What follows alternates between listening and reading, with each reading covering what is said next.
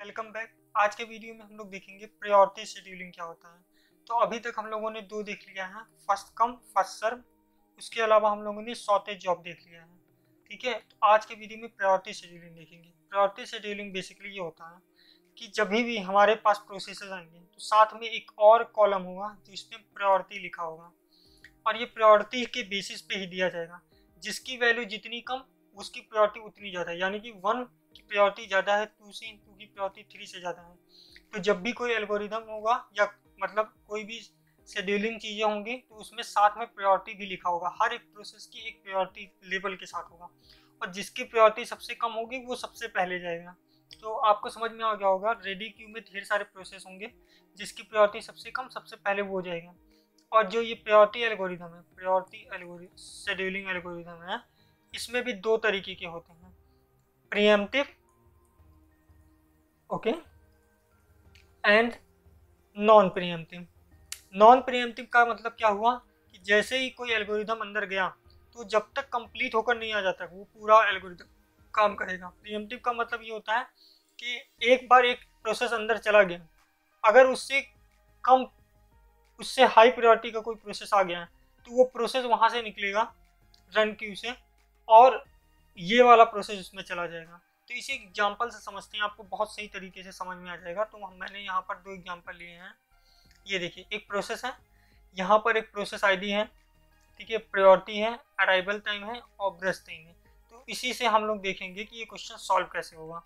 तो इस question solve करने के लिए हमें बेसिकली दो टेबल बनाने पड़ेंगे। पहला टेबल जो होगा वो होगा टर्न अराउंड का, यहाँ पर टर्न अराउंड टाइम ओके, दूसरा होगा वेटिंग टाइम ओके। तो शुरू करते हैं इस क्वेश्चन को कैसे करेंगे। तो हमने पहले ये बना लिया, ठीक है। अब इस क्वेश्चन को करने से पहले हमें ये देखना पड़ेगा सबसे जीरो टाइम पे सिर्फ कौन सा प्रोसेस आया है। तो जीरो टाइम पे सिर्फ एक ही प्रोसेस आया है जो कि है P2। तो हम P2 को सबसे पहले डाल देंगे, P2 को। ये हम लोग कर रहे हैं नॉन प्रीएम्प्टिव, पहले बता दे रहा हूँ, ये नॉन प्रीएम्प्टिव टाइप से कर रहे हैं, यानी कि एक बार कोई प्रोसेस अंदर गया तो वो पूरा कंप्लीट होकर रहेगा। तो ये 0 पे गया, और कितने सेकंड का ये काम है, ब्रश टाइम 1 सेकंड का, 1 सेकंड के लिए यहाँ पर गया P2, ठीक है। वहीं पर जैसे ये P2 कंप्लीट हुआ, अब 1 सेकंड तक कौन कौन से प्रोसेस आ चुके हैं। 1 सेकंड तक मेरे पास सिर्फ एक ही प्रोसेस आया, वो है सॉरी, जैसे यहाँ पर प्रायोरिटी नंबर मैंने लिख दिया, प्रायोरिटी सबसे कम ये है, लेकिन प्रोसेस आईडी इसकी P1 है, P1 हो गया। उसके बाद प्रोसेस आईडी P2 होगी, और P2 कितने सेकंड का ब्रश टाइम रखा है, 7 सेकंड का। तो यहाँ पर ये हो गया 8 सेकंड, क्योंकि 7 सेकंड इसको कंप्लीट करने में लगेंगे। अब अगर आप देखेंगे तो अराइवल टाइम में, तो जैसे ही है P2 कंप्लीट हुआ 8 सेकंड में, सारे प्रोसेसर आ चुके हैं अंदर। अब सबसे कम प्रायोरिटी किसकी है, 3, 5, 4, 10, 9, सबसे कम है P3 की, तो P3 अंदर जाएगा। अब ये कितने सेकंड के लिए जाएगा, ये 3 सेकंड के लिए, तो 11 में ये कंप्लीट हो गया। फिर कौन सी प्रायोरिटी सबसे कम है, 5, 4, 10, 9, 4 की कम है, 4 सबसे कम है, तो P5 है ये, तो P5 अंदर गया, और ये कितने सेकंड के लिए गया, 5 सेकंड के लिए। उसके बाद कौन है, 5, 10, 9, 5 है, तो ये है P4, P4 गया, और P4 कितने सेकंड के लिए गया, यह है 6 सेकंड, 6 सेकंड यानी कि 22। उसके बाद 10 और 9, 10 और 9, तो 9 है P7, P7 गया 8 सेकंड के लिए यानी कि 30। फिर आया P6 जो है 45, ये हो गया आपका नॉन प्रीएम्प्टिव। तो इसका टर्न अराउंड टाइम कैसे निकलेगा, टर्न अराउंड टाइम निकलता है P1 का 1 माइनस 0, 1, P2 का 8 माइनस 1, 7, फिर P3 का 11 माइनस 2, 9, फिर P5 का 16 माइनस 4, 12, P4 का 22 माइनस 3, 19, P7 का 30 माइनस 6, 24, P6 का 45 माइनस 5, 40। आप सबके ब्रश टाइम से माइनस करिए, 1 minus 1 0, 7 minus 7 0, 9 minus 3 6, 19 minus 6 13, 12 minus 5 7, 40 minus 15 25 और 24 माइनस 8 8। ये आपका वेटिंग और टर्न अराउंड टाइम आपका बन गया यहाँ पर, इस तरीके से निकलेगा। अब हम सेम क्वेश्चन को सॉल्व करेंगे प्रीएम्प्टिव में कैसे सॉल्व होगा। तो प्रीएम्प्टिव में हम लोग देख लेते हैं सेम क्वेश्चन कैसे सॉल्व होगा। इसमें भी देखिए टर्न अराउंड टाइम यहाँ लिख देते हैं और यहाँ वेटिंग टाइम लिख देते हैं।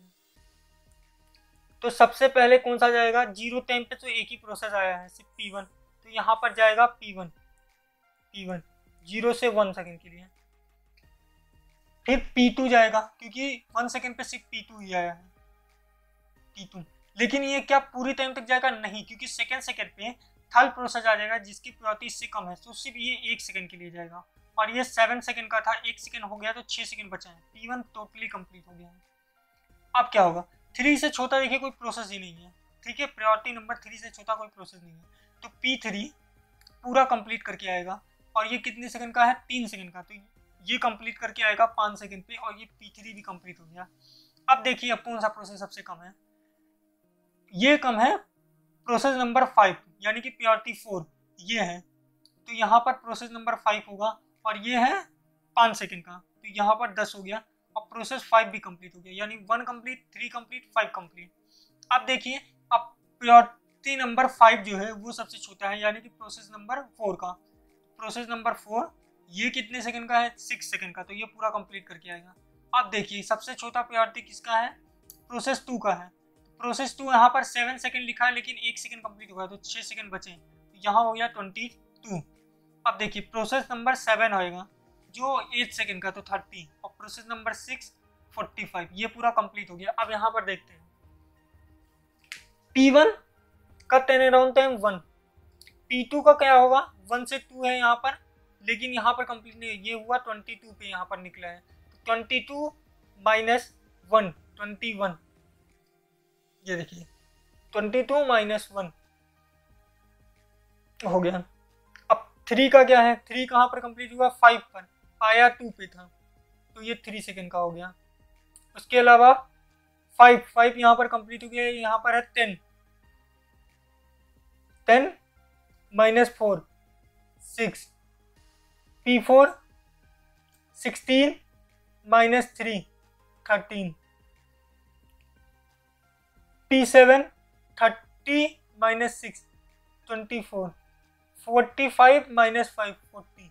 अब इसको देख लेते हैं, 1 minus 1 0, 21 minus 7 14, 3 minus 3 0, 13 minus 6 7, 6 minus 5 1, 40 minus 15 25 और 16, ये इसका हो गया, ये नॉन प्रीएम्प्टिव हो गया। आई होप आपको ये दोनों एग्जांपल बहुत सही तरीके से समझा दिया होगा।